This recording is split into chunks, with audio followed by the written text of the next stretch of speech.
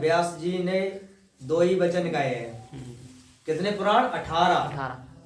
18 पुराणों में व्यास जी ने 2 ही वचन कहेंगे कि परोपकार के समान कोई पुण्य नहीं।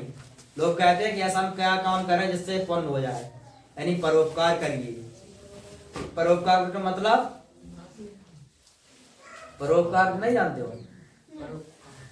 परोपकार,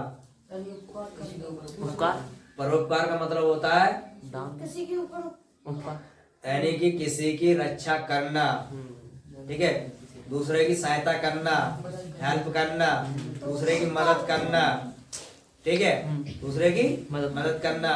किस व्यक्ति भूखन मर रहा है तो उसे खाना खिलाना, ठीक है, किस व्यक्ति के पास कपड़ा नहीं है सर्दी के मौसम में तो उसे कपड़े दिलाना, ये परोपकार होता है।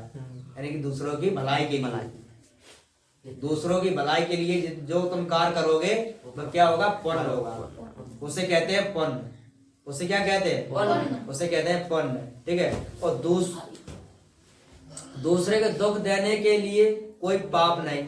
अब तुम दूसरे को दुख दे रहेंगे, इससे बड़ा कोई पाप नहीं। सबसे बड़ा यही पाप पड़ेगा तुम पे कि तुम दूसरे को दुख दे रहे हैं, ठीक है। तो समझ गए कि पुण्य और पाप का होता है। लोग कहते हैं कि पाप कैसा पड़ेगा? पाप इसलिए पड़ेगा क्योंकि तुमने दूसरे को दुख दिया, दुख पहुंचाया, तो पाप पड़ा तुम पे, ठीक है। और पुण्य का है यानी कि दूसरे पर परोपकार करिए तो वो पुण्य है।